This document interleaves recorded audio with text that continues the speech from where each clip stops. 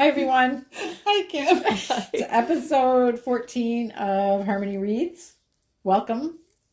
And if you're watching this on the day that it's published, it is January 26th. I had to add 7 to 19. Ooh. So, I know. Okay, one day past the 25th. Oh. So, we were chatting about weather last week. Yes. So, this is still before when we record, but I'll be curious to see what's happened. Nothing, Betsy. Nothing happened. Nothing is going to happen. Anyway, here is where we talk about books and whatever else other stray path that we go through. And we've got a couple new books on the list. What did I say? That Simone and I are going to go first? Yeah, no, you said I would. Yeah, okay, Betsy, yes. Betsy's pretending to knit. Well, I am absolutely pretending to knit. Yeah. It's stockinette. I should be able to get at least like 5 stitches in. Okay, great. Okay, so I have finished up Annabel, which is by Kathleen Winter, a Canadian author. I'm just loving this whole Canadian author thing this year. Yeah, you are. And quick recap of it. A child is born with a very rare medical condition that affects and influences a significant portion of his childhood and really the rest of his life. Mm-hmm. And his parents are trying to sort through it all and make decisions. And so it's all about relationships and how this condition affects how they respond to one another, how they relate to one another, how he relates to himself, his classmates. So it's all about relating. Mm-hmm. I finished it up.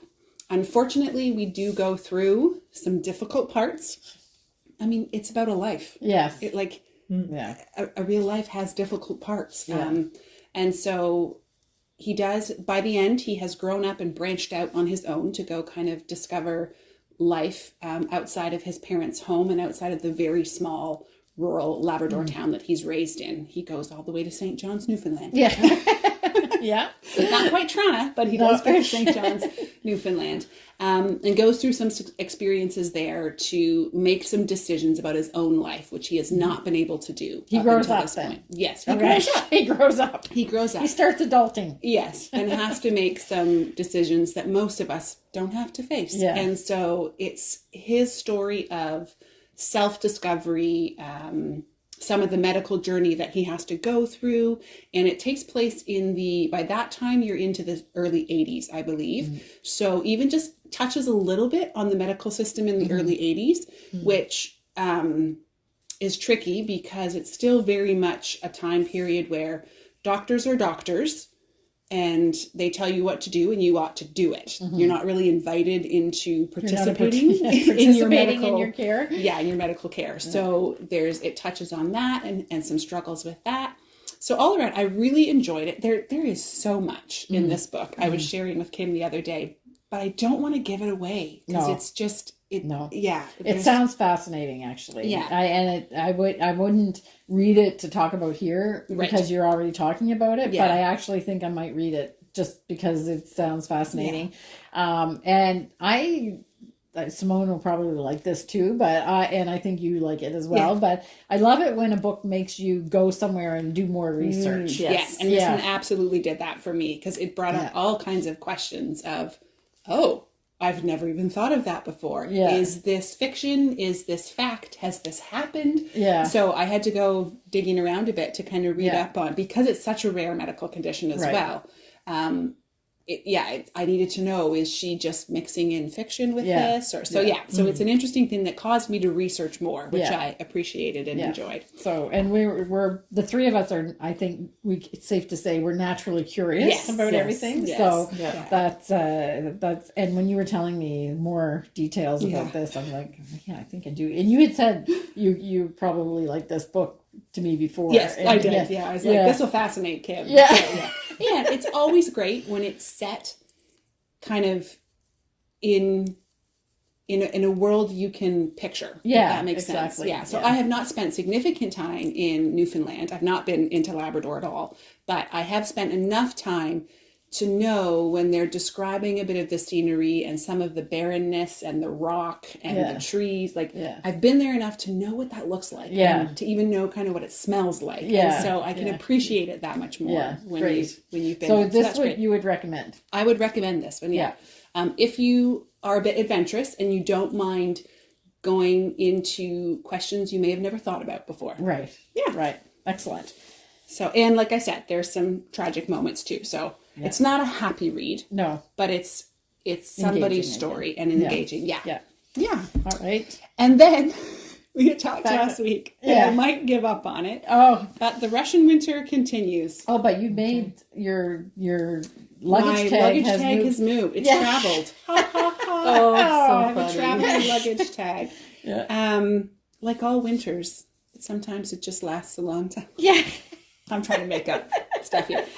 This one, so again, I wouldn't say I'm all that engaged in this story. Yeah. But it has driven me to go look at other stories. Oh, okay. So the main character in here is a retired ballerina who was a prominent dancer in Russia it's post-war. So it's modern days when she's like 80 something. Okay. So I'm sorry, folks, I didn't do the math.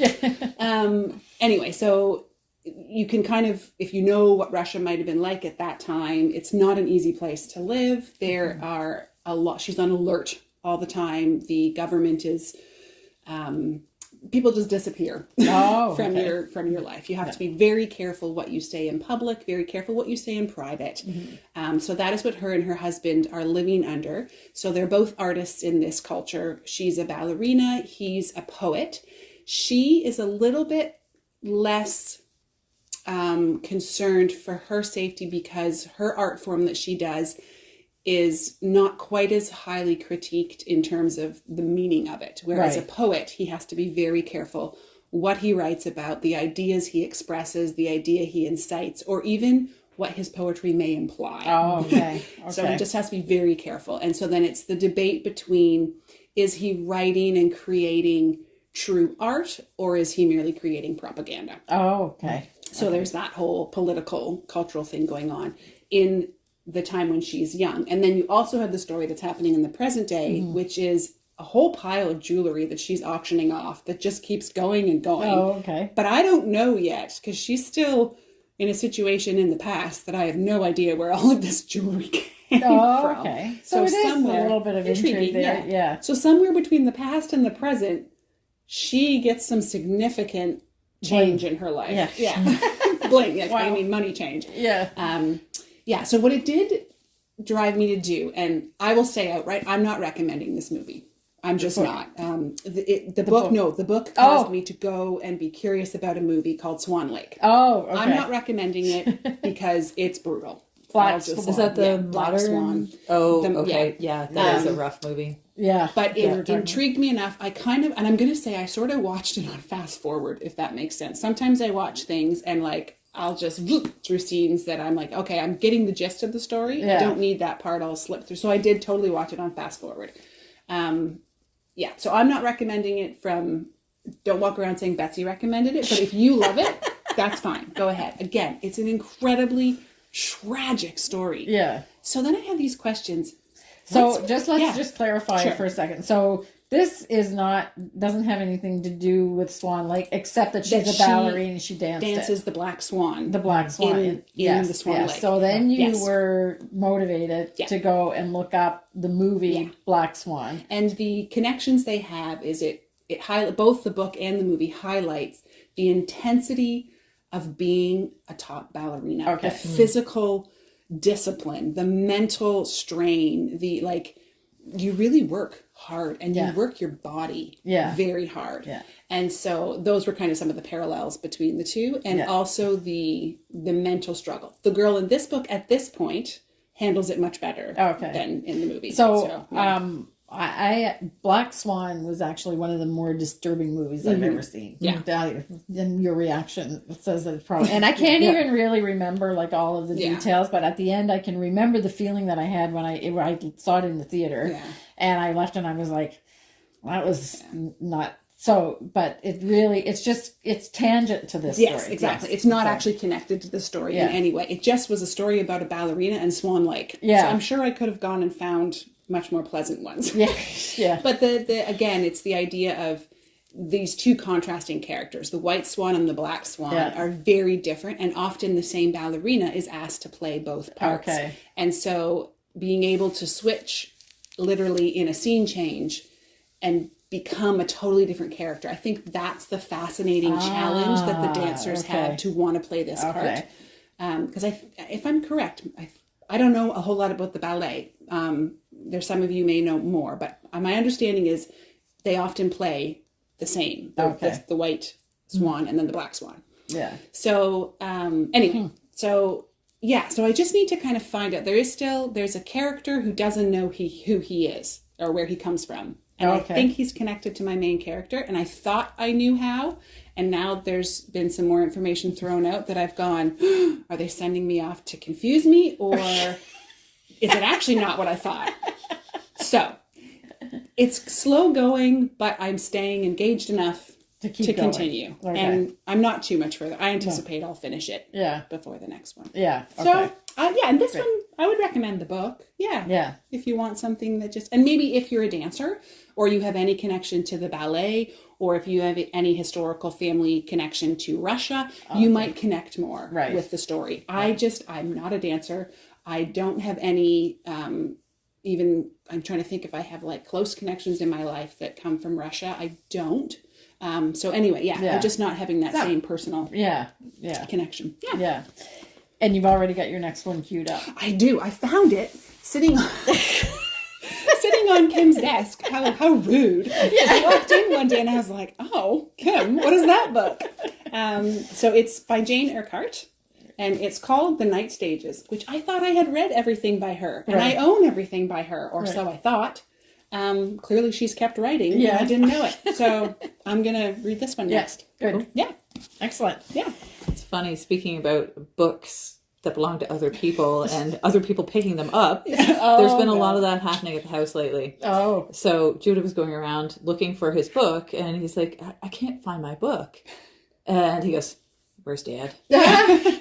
And there Kirby is sitting in his chair with Judah's book, and he's like, you even took my bookmark out. Oh, no. I have sensed a common theme here. We've talked about this before. It's always somebody else looking for a book, and Kirby has it. Yes. Yes. I would think the biggest book thief. Yeah, I would think that should be your first go-to now. Yeah. But from what I've been it's like, hearing. okay, where is it? Where is he? So is he a fast reader? Just a quick... Yeah, see, my sister used to do that. But still, it's the fact that, you're stealing my book. Yeah, and moving the bookmark. I'm sorry. Shelves full of books. You don't need to read the book I'm reading right now. Try that one. Look intriguing. Yeah. Oh. It always looks better when somebody else has it. Yeah, exactly. Yeah. Right. Okay, so Simone and I are both reading Moby Dick now. Yeah. So the last time we talked, you were at the white. The color white. The color white. Yeah. I am now at. I'm not worried about giving anything away, other than the exact end of the book, because I actually don't even know it. But they're at the storm in the Japanese seas on the Pacific Ocean. We're coming to the end. Yeah. I don't have that many pages left. So I read a passage in the book last night that the language was so complex with thy, thou, avast, whatever, that I was actually written that way? A lot of it. Yeah. Yeah. Oh, in like Old English. Yes. That I was actually going to come and try to read it just to show exactly how, but I thought I'm not even going to be able to read it. And I don't know. He's got a collection of words, 10 letters or longer that corpulence. That's one that he likes to throw around. Corpulence. Yes, but there's so many. Very large. What is because he's talking about like the size of whales. Oh yes. Okay. Yeah, exactly. So it's really something. But I'm and then some paragraphs I read them and I'm like, I don't understand. Okay, so this is my feeling. Like they're talking about a storm. Yeah. It seems pretty straightforward. Nope. No. It goes on for pages. And then I'm like, okay, so is the lightning hitting the mast of the boat, but they have a lightning rod it's a chain or whatever. So he talks about that because some ships have it, but I'm like confused. The tops of the masts are on fire, but don't they have the lightning rods or what? What is he talking about? The lightning ship burning or not? Yeah. Is it metaphorical or is it actually on fire? And stop writing and go put it out. Yeah, exactly. Anyway, so it's kind of that kind of thing. But then at the end of the section, because I'm just plowing through it, I'm like, okay. So I actually think that lightning did hit the mast. Do you think it hit the mast? I think so too. Yeah, okay, but I'm still not 100% sure, but I'm just going with it. Yeah. Okay, the boat didn't burn. No. So, but there was flames shooting off the three masts. Yeah. Okay. That's what your feeling is? That's what I felt too whenever I hit that point. Okay. Right now I am at the portion of the book where he's discussing whales in art and their portrayal and how inaccurate most of the artists are in actually painting and drawing whales. You learn a lot. Yeah. Well, I guess they wouldn't exactly have had National Geographic photographing things. No. Oh, he talks about how the artwork has changed over, like from sea monster to more realistic, and who the best artists have which artists have captured the whatever. So I mean, there is not an aspect of it that he doesn't go into great detail. No. And there are parts where I find I have to reread a couple of times because I'll read a whole paragraph and be like, I have no idea what he said there. Oh, good. I thought it was just me. No. Since I'm the oldest one here, I was like, okay, it's happening. So you're not as sharp as you used to be. No, sometimes I just phase out and I'm like, oh, sorry. Let's go back here. Yeah. But yet we continue to read it. Yeah. Because I mean, and you I more than once find it enjoyable. But there are points where it's just like, okay, shut up. Okay, we're ready to. We know enough about white now. Yeah, exactly. The color white. That was a little much. Yeah. Anyway, so I think they're closing in on the ending. Yeah. So we'll see what happens. And I actually don't really know because now they're in this typhoon, and I was like, okay, so. My feeling is that because when Ishmael, who's the narrator, is talking, it's clear that he survived a shipwreck. I think it's clear at the beginning that he's survived something. So I'm like, okay, so maybe it's not. I mean, my assumption, and don't say anything, and I don't know the answer, so I'm not going to give anything away. But my assumption is that Ahab and Moby Dick are down to the challenge of the final challenge, and Moby Dick smashes the boat. That's what I think, but now I'm not really sure. This is great. This is like I don't know if it's grade 5 or 6, but you're doing like a school exercise where everyone stops, you have to make a prediction before you're allowed to go forward. Yeah, so but it's funny because they do allude to whales bumping boats in previous chapters because... And their flukes with their tails and stuff. Because there was one section where they talked about a whale hitting the bottom of a boat so hard that it knocked men out of their hammocks. Yeah. Okay. Because I read it aloud to Kirby. Yeah.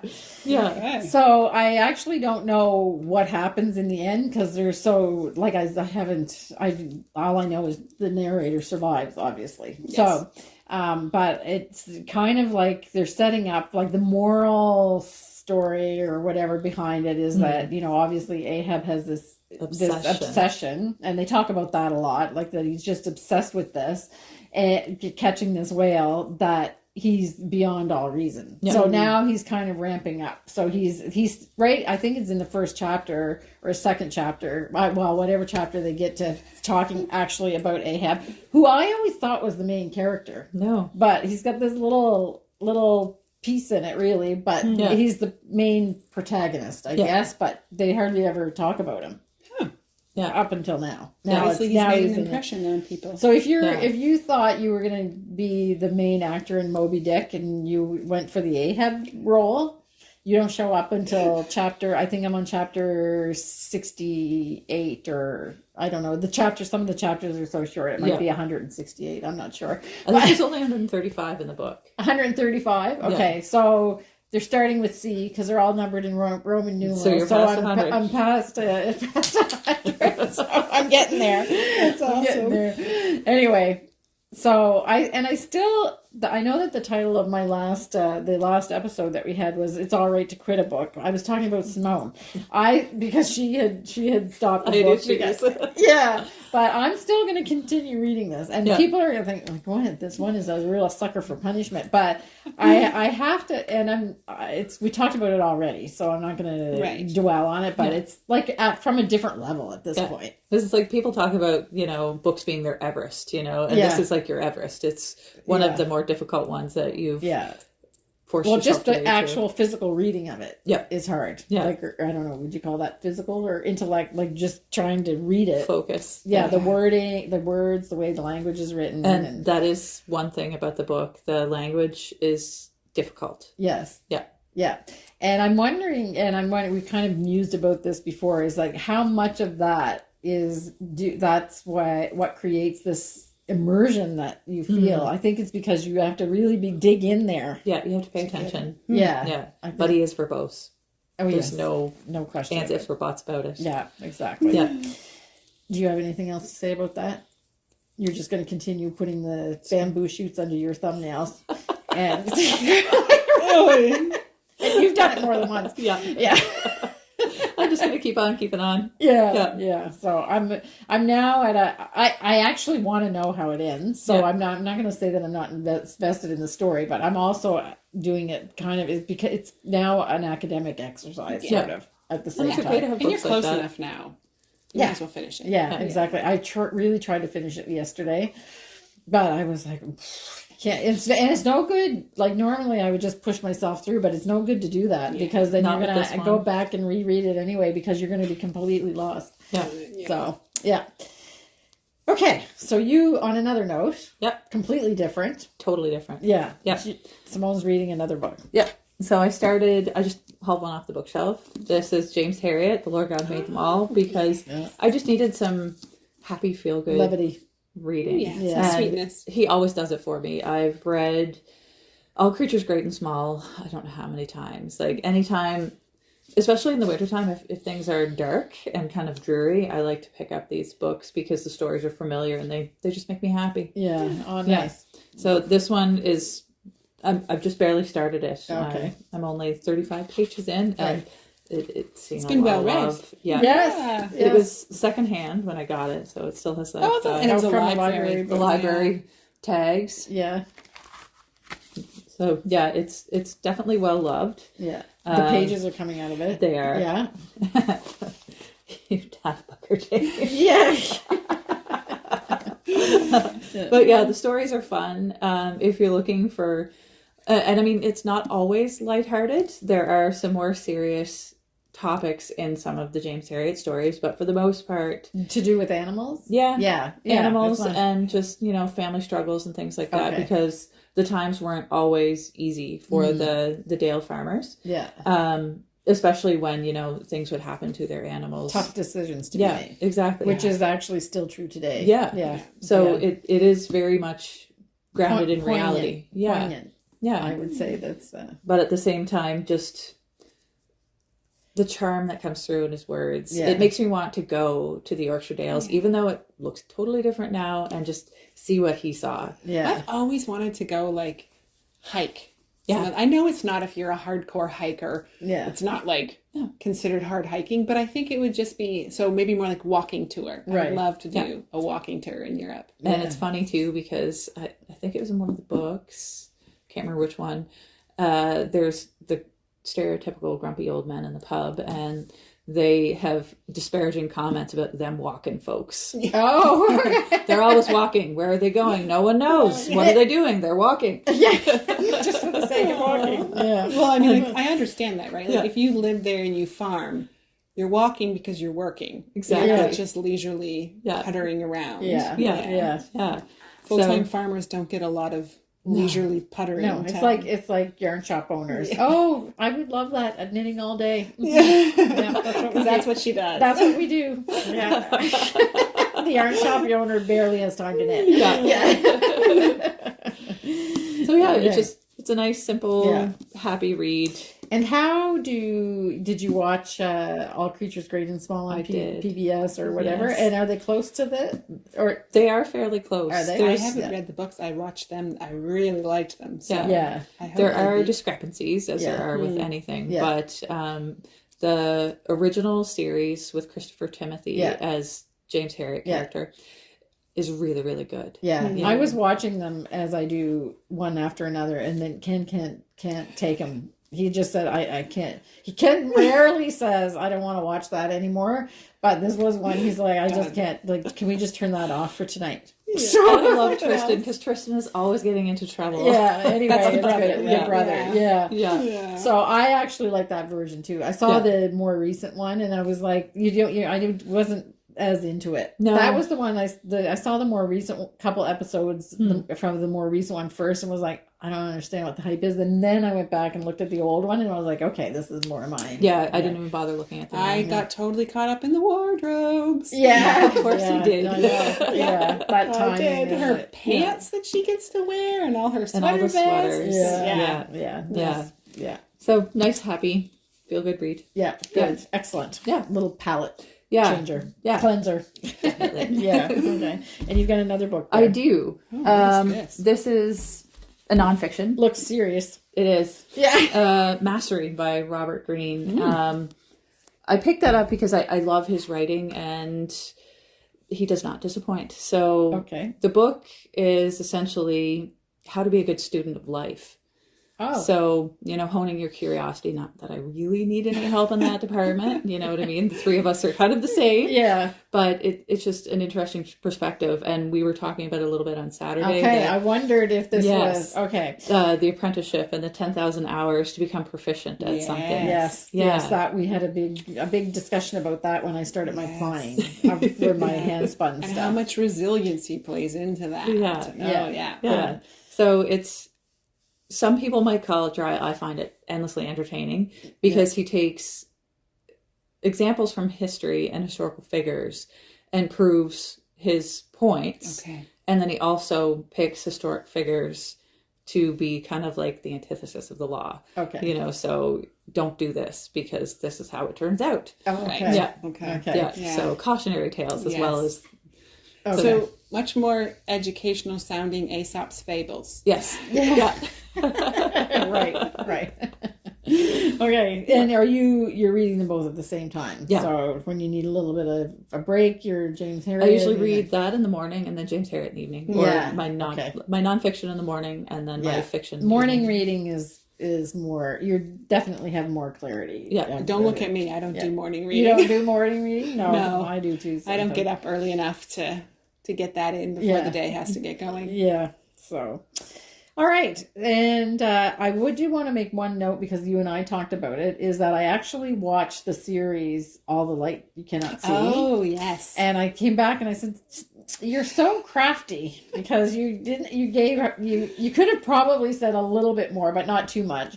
And, but anyway, I haven't read the book, but the movie is excellent. And it's not a movie. It's the series yet. Yeah, it's a 4 or 5 part series. 5, I'm not sure. Yeah, on Netflix, and I don't know if you can get it on other streaming things as well. But I don't have Netflix, but I was at my mom's. So how did you watch it? Yeah, okay. And I would really recommend it. I can only think that it must be. Even if it doesn't match the book exactly, it's an excellent series. Just like even the photography and the what do they call it? Cinematic. Like it's beautiful to look at. Okay. Yeah. I'll have to check it out. Yeah, I said I was going to. I just haven't. Yeah. It's one of those things that there's a few of us in the house, and in terms of the TV, I'm probably like last in line to get it because everybody else finds what I watch boring. Oh, okay. So I have to wait for an opportunity where I can take over the TV. Yeah. Anyway, same in our house too. I tend to be the boring one. Yeah, me too. The only funny thing is, and I just thought of this because it made an impression on me while I was watching it. So Hugh Laurie is in the movie, who is, people would think that he's actually British. So even though he played Dr. House with an American accent, he's actually British. Mark Ruffalo is in it. He's very good. Yeah. So he's an American. Okay. And they actually, the girl, she was just shown on the red carpet, is, you already said there's a blind girl, is one of the main characters. Yeah. And they actually use blind actresses to play her as a child all the way up. And it's really authentic. Yeah, it's good. Yeah. It's good. And I don't know what nationality she is, but they're all in Paris. Yeah. And from Paris. Yeah. But they all have British accents. Oh, interesting. It's funny. That does happen sometimes. Yeah. Yeah. So I was like, why they all had to change their accents for different roles that they played. So why did they pick British when they're in Paris? I don't know. Maybe it's sort of the most common English dialect that is understood. I don't know, I would say TV mostly is done in American accent. So anyway, I will say I appreciate they chose that over an American accent. Yes, right. Yeah. So anyway, I had made a comment. I said, well, wait a second. I know something's not jiving here. An artistic choice of some sort. Yeah, exactly. So because a fairly significant part of the book is the fact that you have all these different nationalities that end up in the same place. Yes. And it was so funny because when I was reading Sweet Française, you said, I know exactly what part of the book you were at because you said you're in my book. Yeah. You're in my book because there is a scene there in the movie where it's exactly, it could have been the everybody on the roads and leaving and everything. It's exact. I said, oh, that must be true to the book. I'm totally fine to give away historical events because they're already known. Yes. But I like to keep the fictional part of things. Yeah, exactly. Secret. Yeah. Anyway, so I just wanted to say that's a recommendation based on a book that it was just excellent. I figure it must be doing fairly well because at first I was seeing a lot of advertisement and promotion for the series. And now because of that and out of that, I'm seeing a lot of advertisement and push for the book. Oh, okay. So those who've read both must be recommending okay with both. With both. Yeah. So, yeah. So I think that's it. Yeah. So, but next time that I'm sitting here, I'll be reading a new book. I was just going to say thank you. Do you have one picked out?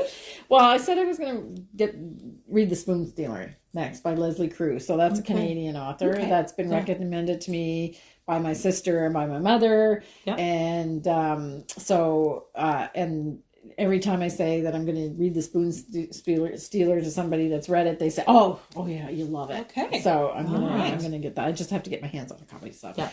Yeah. Anyway, so I think that's it. So happy reading, everyone. See you in 2 weeks. Bye.